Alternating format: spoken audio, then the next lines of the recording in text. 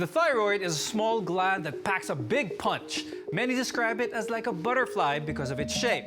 And here's the most important thing. The thyroid produces hormones that influence how our cells, tissues, as well as our organs function. But in order to produce these hormones, the thyroid needs iodine. So without iodine, the thyroid can't make enough of these vital hormones. And when that happens, a person can develop a condition known as goiter. It can happen to anyone, but it's most common to women. And it's also prevalent here in the country. Every fourth week of January is Goiter Awareness Week. The idea is to create awareness on the causes of goiter, the symptoms, how we can prevent and manage it, so patients can live a normal and healthy life. I'm Dr. Freddy Gomez. This is MedTalk Health Talk, where your healthcare comes first.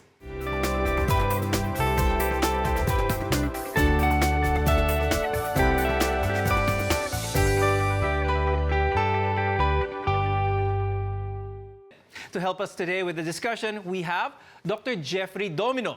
He's an endocrine surgeon and advanced laparoscopic and robotic surgeon from St. Luke's Medical Center.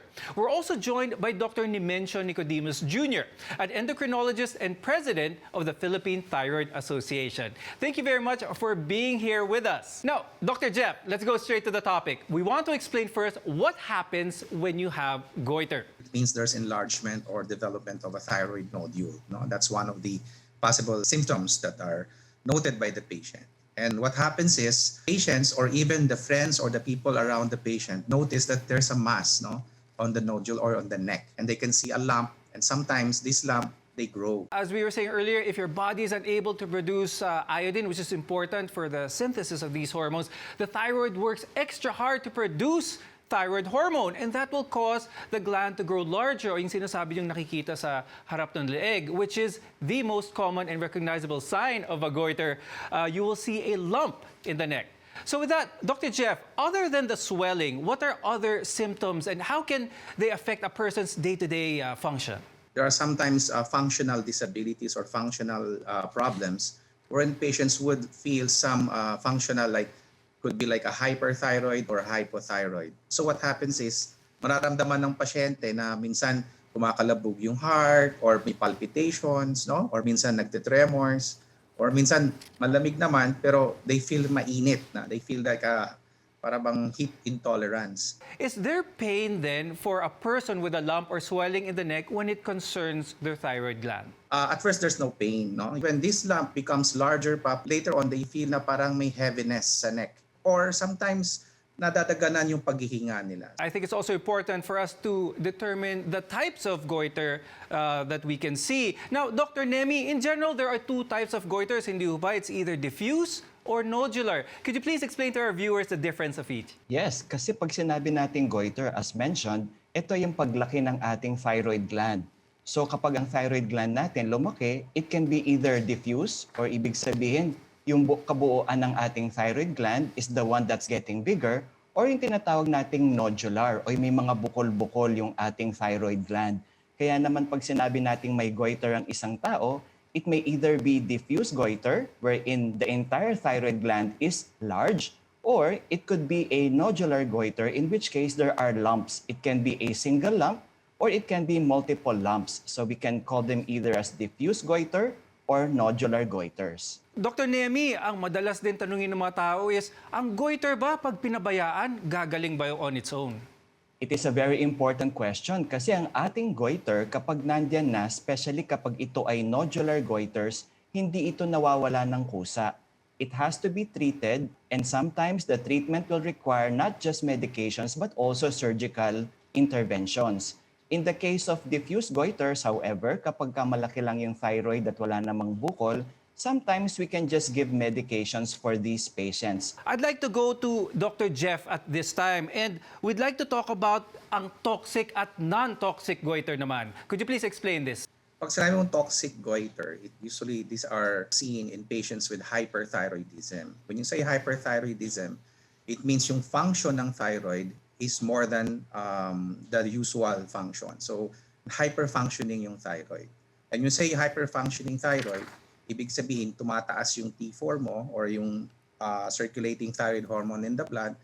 Patients usually pumapayat, and then what happens is minsan pag severe na yung eyes nila parang nagbo-bulge a bit. They also feel some palpitations, okay, and some tremors. So this is what we call as a toxic goiter. The opposite is the hypothyroid. So para namang low-bat yung feeling ng patient, parang mabagal, antukin, minsan nakakalimot. Now, the main cause of goiter is iodine deficiency, and not having enough iodine makes it hard for the thyroid to produce thyroid hormones, thus making it larger. Dr. Jeff, apart from the lack of iodine, what are other causes ng mga goiter? Iodine is one of the identified causes, no? But it's not just iodine. Sometimes there's also what we call as genetics. And the other one also, they just appear, no? I mean, even without any family members having it, or even with the proper diet, still meron pa rin talagang na sporadically they appear po. Now we want to identify this time the people who are at greater risk of developing goiter. Dr. Nemi, could you please explain this? Yes, meron tayong mga certain subset ng ating mga population na talagang mas mataas ang chance na magka-goiter. Unang-una, as mentioned, because iodine is a very important mineral that's needed for thyroid hormone synthesis, yung mga taong kulang sa iodine o yung mga iodine deficient, especially people who live in mountainous areas na hindi masyadong gumagamit ng iodized salt, maaari silang mag-increase risk, no, na magkaroon ng goiter. And another one are people who are also having other diseases that may affect the thyroid gland. Alam naman natin that the thyroid gland does not function independent of the other glands in the body.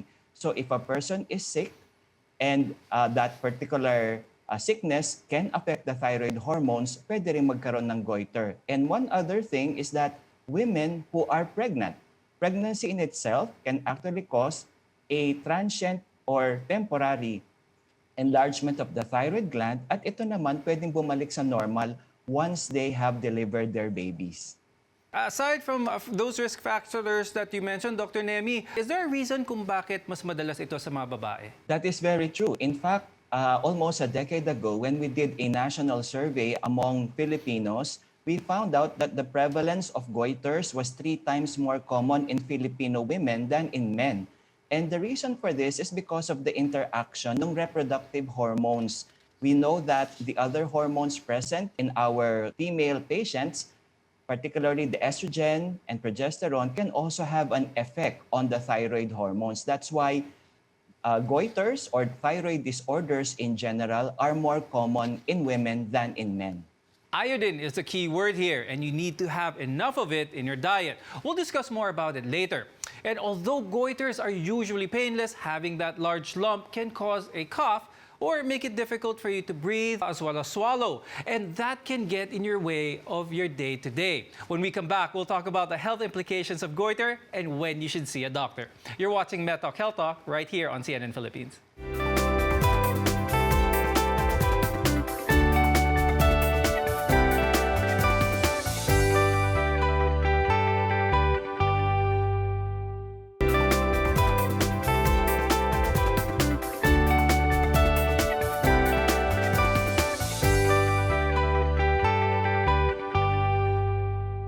Not all goiters are created equal. Some may not even have signs and symptoms. But for those who have these symptoms, they may affect your breathing and hormonal balance, among other things. We're Together in Health. I'm Dr. Freddy Gomez.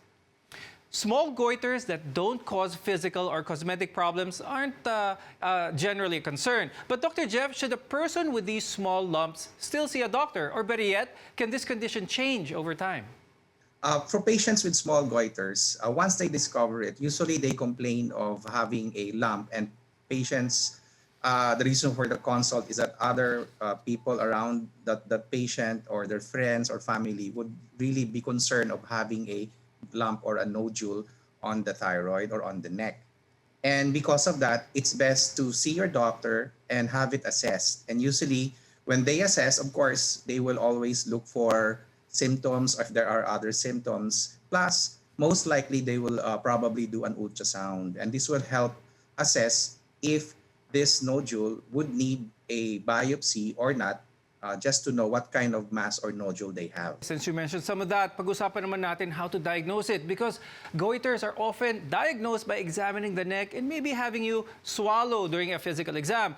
And you may have tests to check what caused it and how it affects you. Now, Dr. Nemi, could you explain to our viewers what are some of the diagnostic tests that you request, and please explain to them what are they for?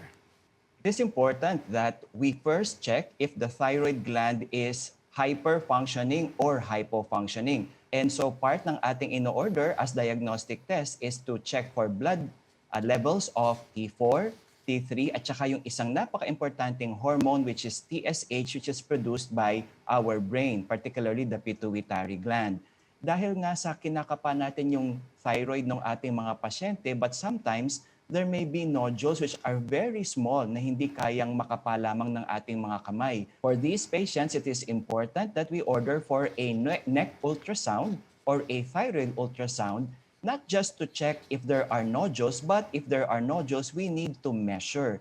Ilan ba yung mga nodules na ito at ano ba yung sizes nila? And the ultrasound can also tell us the characteristics of the nodules, whether they are benign looking or suspicious looking. And the third step, if ever we find that there are nodules on ultrasound, may be to request for a fine needle aspiration biopsy, and this may be ultrasound guided in some cases.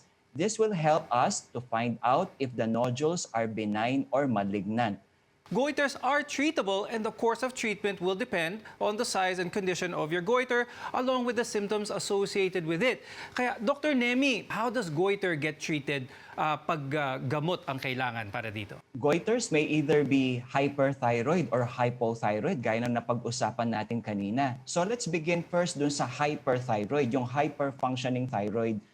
These patients will require medications that will slowly bring down their hormone levels to normal. And most of the time, we use tablets for these patients. If, however, after nating makontrol yung kanilang thyroid hormone at nag-normal na, pati yung mga simptomas nila, bumalik na sa maganda, and we have a very large goiter, sometimes we refer them to the surgeons. For our patients with hypothyroidism, yung kulang naman sa thyroid hormone, simple lang ang medical treatment dyan. Bibigyan mo lang sila ng thyroid hormone replacement in the form of tablets. And we will just adjust the dose of these thyroid hormone tablets para mapunta sa normal levels ang kanilang thyroid hormones. Your thyroid needs to be seen by a surgeon. Most likely that surgery is your option for treatment. Now, Dr. Jeff, please explain to our viewers, when is surgery recommended for those patients with goiter?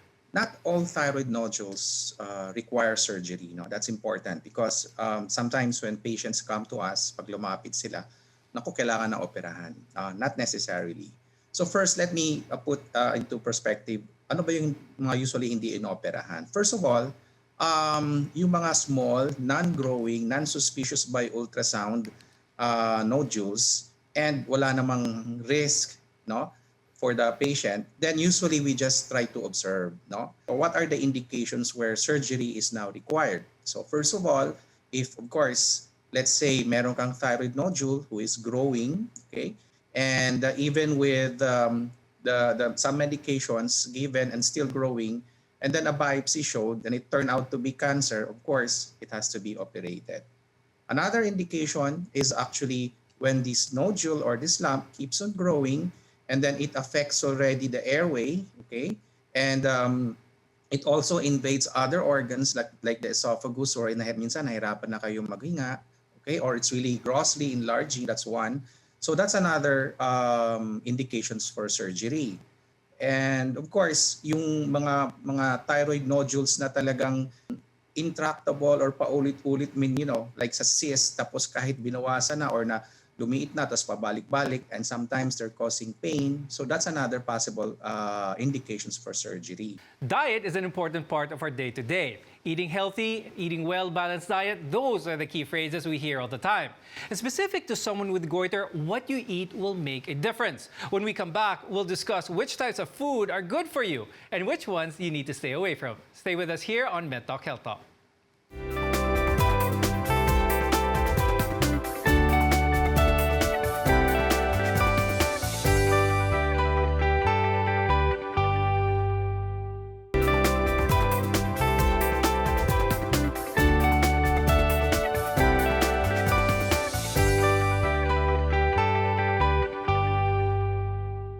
Welcome back to the show. I'm Dr. Freddy Gomez. MedTalk Health Talk is your connection to healthcare. Contrary to popular belief, you can't get all your iodine from salt. It makes more sense to get your iodine from food. And aside from iodized salt, there are other healthier ways of introducing iodine into your diet. Dr. Nemi, what are the best food sources para sa iodine? The best food sources for iodine are especially the ones that we find in the sea. Ito yung mga seafood natin. So naririto syempre yung ating mga deep sea fishes, ang ating mga shrimp, ang ating mga pusit, and for some people who like to eat yung ating mga seaweeds, yung mga lato kung tawagin natin, they're very good sources of iodine. Of course, aside from these natural sources, we also have our sources coming from our baked products. Those products that are baked na ginagamitan din ng iodized salt, meron din yan. And of course, for a lot of our countrymen na hindi naman nakakakain ng isda or kung may allergy, kunwari sa mga seafoods, pwede silang gumamit ng iodized salt. Let me emphasize the types of food that can help. Seafood, clam, shrimp, even sushi. Masarap lahat yan. So if you have goiter or if it runs in your family, please take note. Dr. Jeff, of course, it's also good to understand what nutrients are important for those with goiter. Let me talk about patients who underwent surgery. What nutrients do they need? Of course, after the surgery, and usually the surgery, especially from cancer, what happens is all the thyroid glands are removed. So these patients usually undergo a radiation-active iodine after that, usually 4 to 6 weeks after the surgery. So within that time, they have to avoid first yung mga iodine-containing foods. As previously mentioned, that what we need talaga is iodine. But this time, since na-operahan, wag muna. However, after the radioactive iodine session or ablation has been done, you can already start getting also those type of foods. You can already resume getting those foods. To maintain, of course, for the food, ganun pa rin naman, you have to maintain pa rin yung mga iodine-containing foods after the radiation for the patients who had surgery. But also, sometimes this patient kasi they go into what we call as hypothyroid part, wherein the metabolism or yung pag-run our body runs medyo slow. So we also advise them to also be careful of eating mga high fatty, oily foods. You have to eat healthy as well. And of course, avoid the vices like smoking and alcohol if you are recovering after the surgery. So many good tips. That's why it's important to have a good relationship with your doctor, especially if you have goiter. And here's another thing. The thyroid gland needs several vitamins and minerals, including vitamin C, to keep it healthy. So enjoy some lemon water or calamansi water now and again because it's good for you. Just squeeze the juice of half a lemon or a handful of calamansi into 2 cups of water, preferably warm, and enjoy it. Now let's talk about foods to avoid because believe it or not, there are certain types of food that are good for us in general but can be harmful for those with goiter. Dr. Nemi, can you explain that please? Yes. This is a very important topic and there are several myths that have been circulating. Kaya yung mga pasyente tuloy natin are very confused when it comes to food and the relationship with the thyroid. Very important for us to know is that if you are hyperthyroid at the moment and you're not being medicated, eating too much iodine-containing food will aggravate your symptoms. Kaya naman gusto natin kapag ang pasyente ay may hyperthyroidism or yung toxic goiter, sa simula, binabawasan lang natin yung kanilang mga pagkaing rich in iodine. It doesn't mean that they cannot eat these foods, but they have to lessen the amount that they take of these foods. A common one that is often asked by our patients, bawal ba ang mga repolyo, gabi, pechay, talong, or even our root crops because they will affect the thyroid? It depends on what condition the patient has. If the patient has hyperthyroidism, in fact, eating these vegetables may even be beneficial because they can help to somehow not increase the levels of iodine in the blood of a person. However, in the opposite extreme, yung hypothyroid patients natin na kulang na yung kanilang thyroid hormones, kapag sila ay malakas kumain ng ganitong mga root crops, maaring mas mabilis na mabawasan pa or hindi tataas kagad ang kanilang thyroid hormone levels. But it doesn't mean that if you're hypothyroid, that you cannot eat cabbage, you cannot eat these very delicious and nutritious vegetables, but rather, dapat babawasan lang. And then, as long as you're taking thyroid hormone tablets, you can still eat these vegetables and root crops. We hope this conversation was helpful. We'd like to thank our guests, endocrine surgeon Dr. Jeffrey Domino and endocrinologist Dr. Nemencio Nicodemus Jr. A goiter is usually harmless, although it can be uncomfortable and cause pain. It could also be indicative of other bigger health issues, so please go see your doctor and have that checked. While this condition may not always be preventable, it is treatable. And while medication is essential to treating goiter, making certain lifestyle changes can help you better manage your condition. I'm Dr. Freddy Gomez, helping build a healthier future for you. Thank you for watching.